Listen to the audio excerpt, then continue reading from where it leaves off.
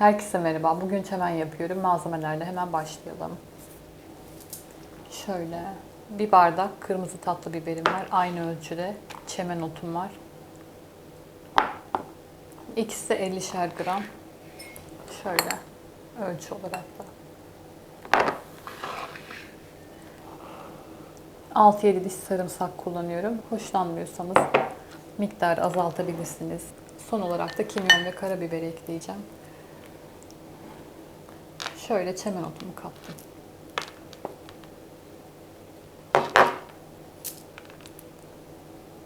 Kırmızı biber ekledim.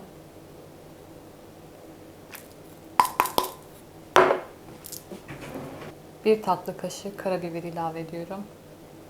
Aynı şekilde kimyon. Damak tadınıza göre tuz. Çemenin tuzu eksik olunca çok da iyi olmuyor. O yüzden tuz atmaktan çekinmeyin. Şöyle ben damak tadıma göre ekliyorum biraz. Sarımsaklarım var. Onları katmadan önce bir karıştıracağım.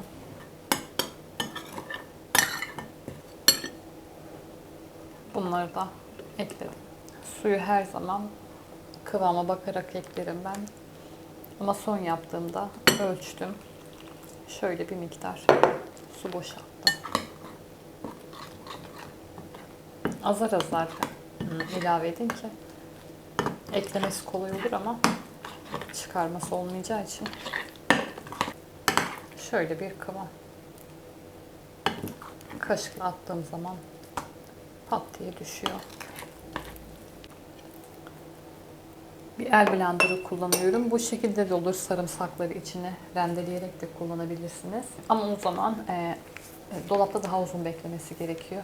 Kendine gelmesi için, lezzetin tam tadının oturması için. 2 yemek kaşığı zeytinyağı ilave ediyorum. Benimki donuk vaziyette şu an. Burası 2 yemek kaşığı olur. Onu da karıştırıyorum. Zeytinyağı da yedirdim. Şöyle kapaklı bir kaba aktarıyorum.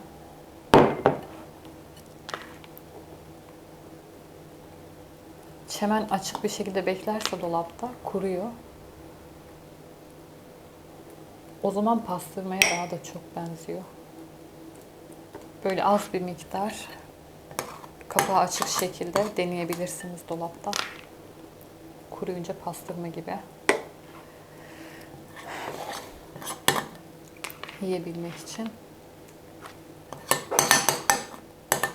Böyle bir tabağa koyun. Onu ince bir şekilde yayın. Dolapta kurusun.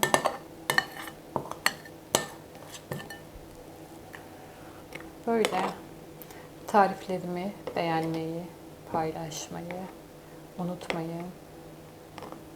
Afiyet olsun.